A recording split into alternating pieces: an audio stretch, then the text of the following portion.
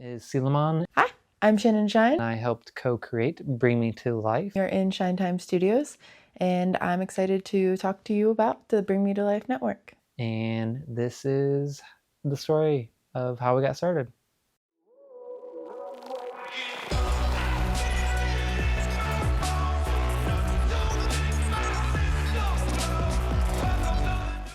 The Bring Me to Life network is a platform that I am really excited about because with this network, our mission is to help inspire others as well as feature those that are doing inspiring projects.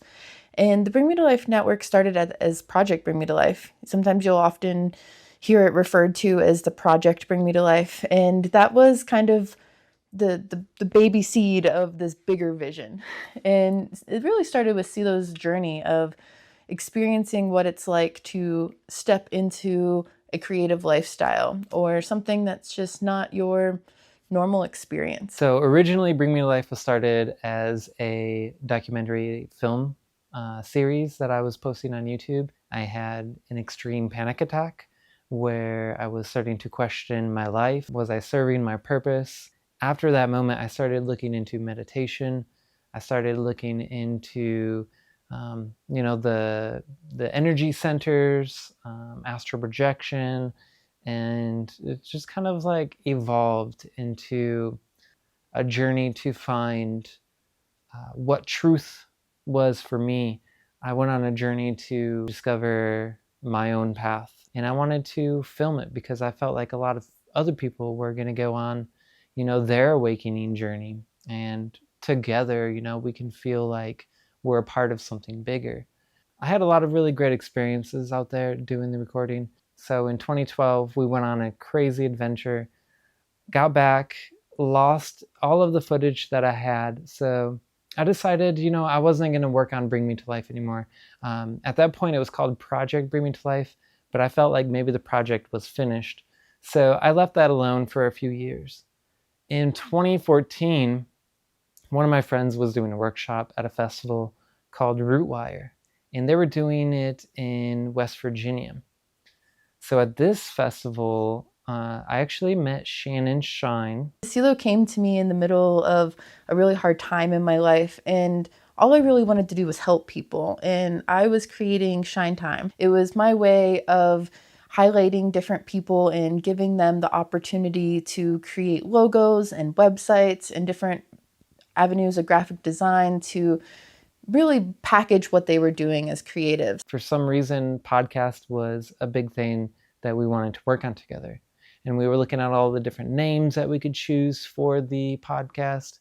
And I told her about Bring Me to Life. Silo shared with me that he had started this project called Bring Me to Life, where he crossed country and was meeting all these people. And I wanted to travel, and I wanted the opportunity to be able to interview people and ask them what it was that was driving them to keep going. We were naturally drawn to a lot of artists, musicians, a lot of creative people.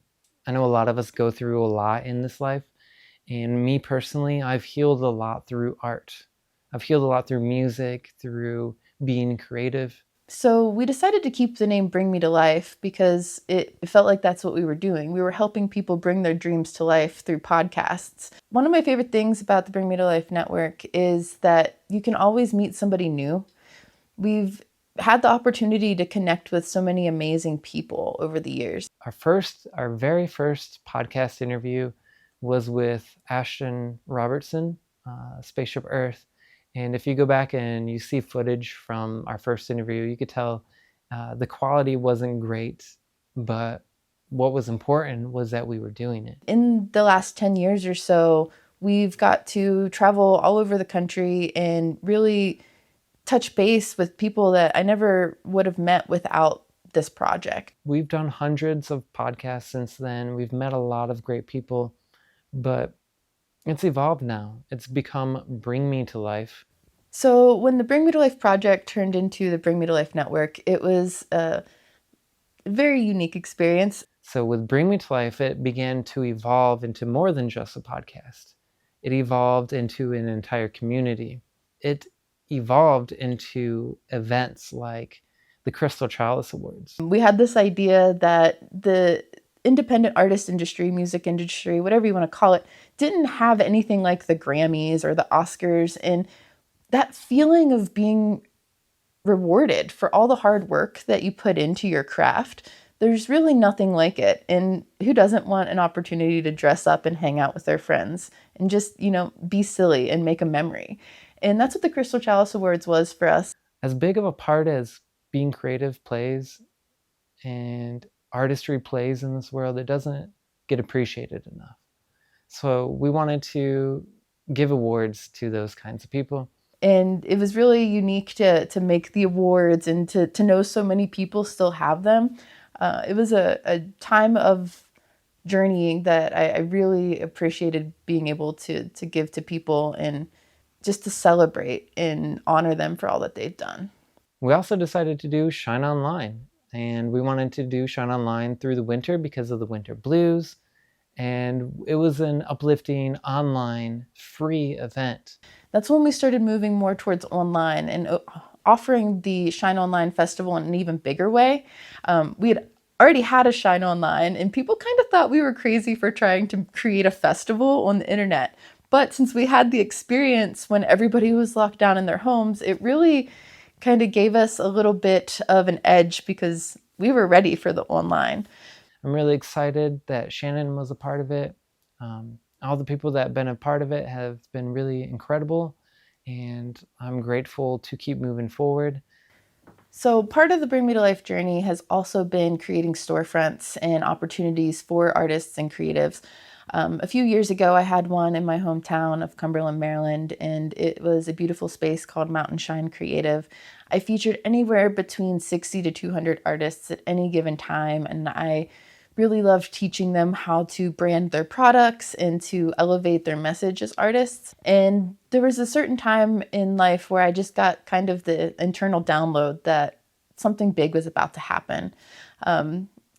To no surprise to me, stuff started closing down around me, and just a few months later, COVID actually happened, and we had to kind of shut down everything we were doing, and we were planning a big tour. We wanted to go out and interview people on site in their communities, and I was supposed to do public speaking gigs, and when all of that got pushed aside, it did kind of put a hold on what the vision was. So we've since moved to Princeton, West Virginia. There's a beautiful community called Princeton with all these different art collectives that have really shown what they want to do in a community. And we're happy to be a part of it. And that has birthed the new Shine Time Studios. We have this amazing building that we're working on. Part of that is the podcast studio that we're recording this interview in. Part of it is the set for Shine Online that you guys have already gotten to witness.